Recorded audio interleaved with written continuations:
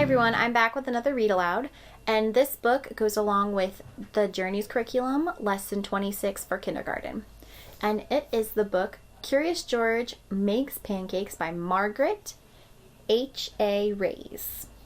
And many of you are familiar with Curious George because we read a book early in the year where Curious George goes and digs up dinosaur bones. So let's see what Curious George does in this book called Curious George Makes Pancakes.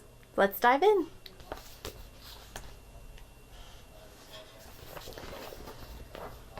This is George. George was a good little monkey and always very curious. One morning, the man with the yellow hat woke George early. "Time to get up, George," he said. "The pancake breakfast is today." George loved the pancake breakfast. It was a fundraiser held every year to make money for special programs at the Children's Hospital. Besides eating pancakes, there were all kinds of games to play. Even the mayor came to play and eat. But first, he gave a welcome speech. "Thank you all for coming," the mayor said. "We appreciate your generous support." He thanked all the volunteers who were helping that day, and finally he said, "Please enjoy yourself and the pancakes." When the mayor finished, the man with the yellow hat said, "George, I'm going to go buy our tickets. Please wait here and don't be too curious." George waited like a good little monkey, but something smelled good. Could it be pancakes? George was curious after all. Where do you think George is going to go? Find the pancakes is my guess. Let's see if he does it. See if he follows his nose. He followed the delicious smell and found a whole griddle full of pancakes.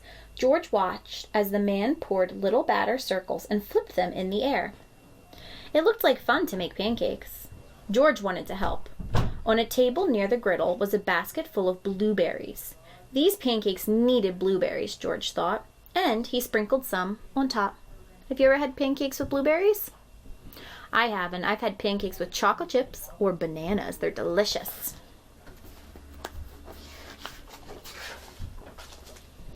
Meanwhile, the man at the griddle was so busy he didn't notice the little monkey helping him. But the line grew and grew.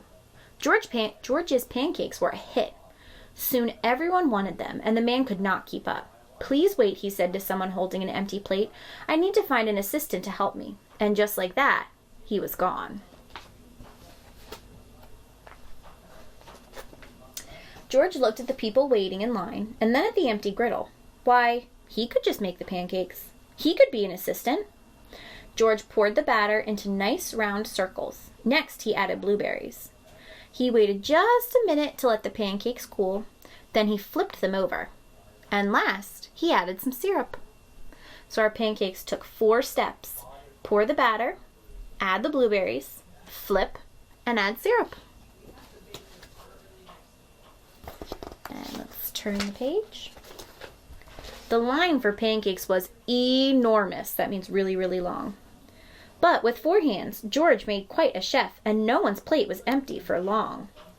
What does it mean that George had 4 hands? Well, if I look closely, I can see that George can use both hands, and he could use his feet. So he was able to make pancakes with his arms and his legs. "I've been coming to this breakfast for years," a man said, "but I've never seen pancakes made this way before." "I've never eaten this many pancakes before," said a girl. "I didn't even like pancakes before," said another girl. And they all lined up for more. When the man returned with his new assistant, he was shocked to see a monkey making pancakes. "This is no place for a monkey," he yelled, and he began to chase George. George didn't want to cause trouble. He'd only wanted to help. Now, he only wanted to get away. Quickly, George found a place to hide, and the man and his assistant ran right by. But where did George go? I'm going to show you the picture. Where do you think George went? Really careful. Do you see him? Hiding with the stuffed animals?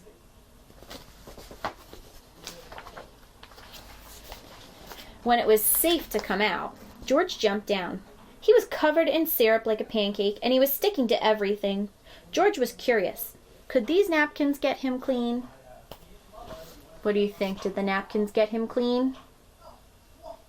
Nope, they did not. No, the napkins only made it worse. What George needed was some water to wash with. Why, here was the perfect thing. George climbed up. This would do the trick for a sticky monkey. George sat on the bench and splashed himself with water. But all of a sudden, splash! George was in the water. What a surprise! George climbed up again and splashed back down. He'd never been in a dunk tank before, and he'd never had so much fun getting clean. Soon everyone was having fun, and the line at the dunk tank grew even longer than the line for the pancakes. Later the mayor came by. "I've heard all about your delicious pancakes," he said. "You've made our fundraiser a big success, and I have a special favor to ask you." What do you think the mayor might ask our little George? Think about it. Tell someone at home. Okay, let's see. At the end of the day, George got to present the money for the fundraiser to the president of the Children's Hospital. "Thank you to George. This has been our best year ever," she said. "Will you come back and make pancakes next year?" George nodded, and everyone cheered. That's the end. I hope you enjoyed our fun read aloud of Curious George Makes Pancakes by Margaret and H.A. Till next time. Bye.